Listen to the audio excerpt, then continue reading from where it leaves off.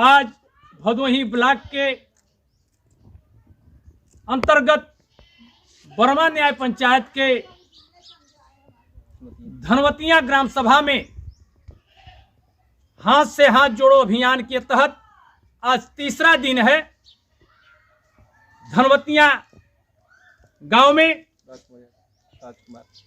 राजकुमार गौतम जी के नेतृत्व में पूरे धनवतिया ग्राम सभा में डोर टू डोर चल करके हाथ से हाथ जोड़ो अभियान के तहत लोगों को जोड़ने का काम कांग्रेस पार्टी के तहत किया जा रहा है।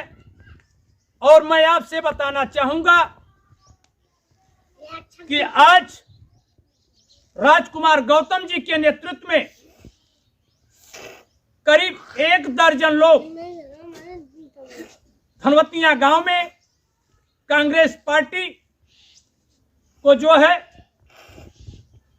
उससे आकर्षित होकर के उनके सिद्धांतों विचारों से सहमति अपना देते हुए आज उन्होंने जो है सदस्यता ग्रहण किया है।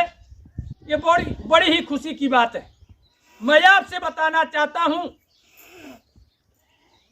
कि अखिल भारतीय कांग्रेस कमेटी के जो है वरिष्ठ नेता हमारे राहुल गांधी जी और राष्ट्रीय महासचिव प्रियंका गांधी जी जो उत्तर प्रदेश की प्रभारी हैं, हाईकमान के दिशा निर्देश पर भारत जोड़ो पदयात्रा के बाद हाथ से हाथ जोड़ो अभियान जो है पूरे देश में चल रहा है। उसी के तहत भदोही जनपद में भी चल रहा है। और एक जिले के पदाधिकारी होने के नाते मुझे भी जिम्मेदारी मिली है बर्मा न्याय पंचायत के विभिन्न गांवों में जाने के लिए, ब्लॉकों में भी जाने के लिए। उसी के तहत मैं आज बर्मा न्याय पंचायत के तीसरे दिन धनवतिया ग्राम में हम लोग घर घर जाकर के कांग्रेस पार्टी के नीतियों को, सिद्धांतों को बता रहे हैं।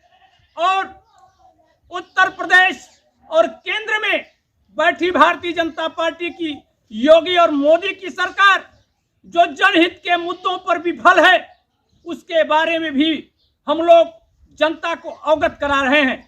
मित्रों, मैं आपसे बताना चाहूंगा इस हाथ से हाथ जोड़ो अभियान के तहत कि केंद्र में मोदी जी बैठे हुए हैं और कुछ का उनका जो है साथ, कुछ का उन्होंने साथ दिया है और खुद का विकास किया है, और देखा जाए तो सबके साथ उन्होंने विश्वासघात किया है।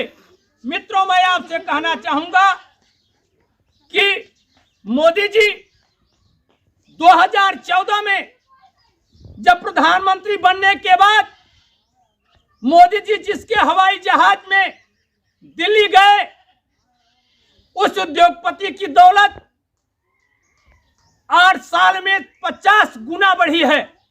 मैं आपको बताना चाहता हूं।